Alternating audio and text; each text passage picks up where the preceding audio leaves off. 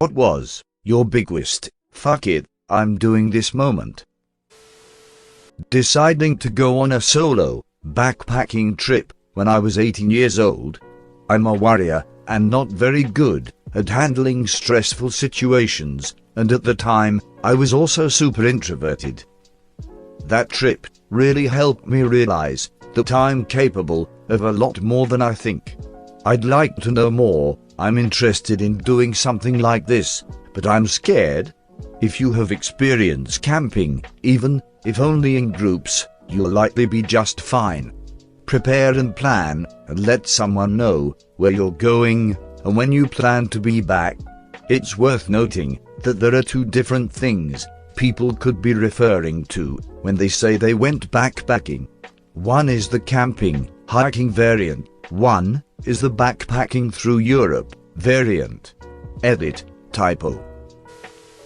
Proposed to my wife, was showering, and started thinking about how much I love her. Decided, fuck it, I'm marrying this.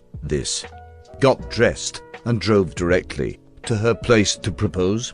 No ring, no fancy speech or atmosphere planned. Thank God, she said yes, and 6 years later, we are happily married, with 2 kids. Very cool experience, Mr. Bum Death. Bought a sailboat, quit a decent paying job that I hated, sailed from New York to the Caribbean, where I hung out for a year, then sold the boat back in Florida, and then spent the next 5 months hiking the Appalachian Trail. Went back to work for a year, and now I'm currently backpacking through Southeast Asia for the next 6 months. Upvoting for Appalachian Trail, I want to do that someday. Work offers a scheme where you take 80 pay, and after 4 years, you get a year off, paid.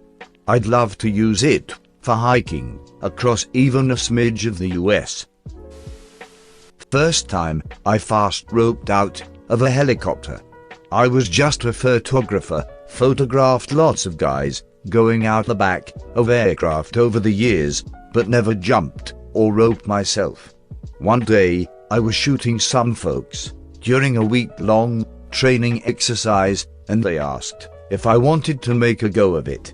No pressure. The guy in charge even told me the aircraft could easily just land if I didn't feel comfortable. But I figured if somebody else can do it, so could I. So I got a few days of training on the tower, and then it was off for the flight. I was nervous as hell, even though they told me it was probably just going to be a 20-foot drop. As we got closer, we started counting down the minutes. At 2 minutes out, the door was opened up, 30 seconds, and we unhooked and sat on the floor. It was night out, and I couldn't see anything, and I was hyped up with nerves and energy, but I also wanted to show myself that I could do it. Remember, the person behind me aid, if you get hurt on the way down, roll to the side as quick as you can, otherwise I'm landing on you, and that'll just suck. And that was it. The person in front of me was out the door, and the crew chief was slapping me on the back.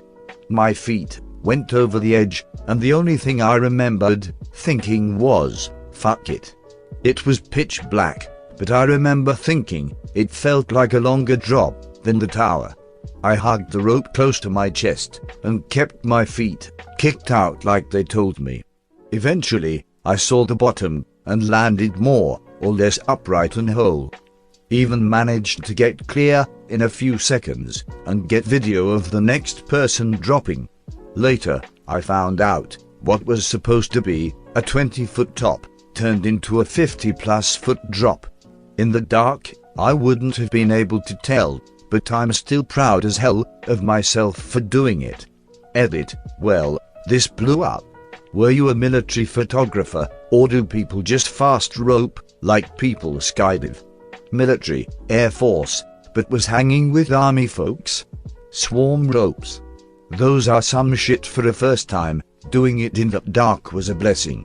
Wait, you just slide down with your hands? No, you wear thick leather gloves, or you'd get some nasty friction burns on your hands. Called my wife and told her I had a drinking problem. Hard motherfucking phone call to make I tell you what. Of course, she already knew, most did, but getting it out there verbally was hard, real hard. I'd also like to thank Topo Chico Bubbly Water for satisfying my need to drink cold bubbly drinks and need to be holding a beverage urges. Sober and hydrated, 1.5 years. It's so hard to admit you've got a problem. So proud of you.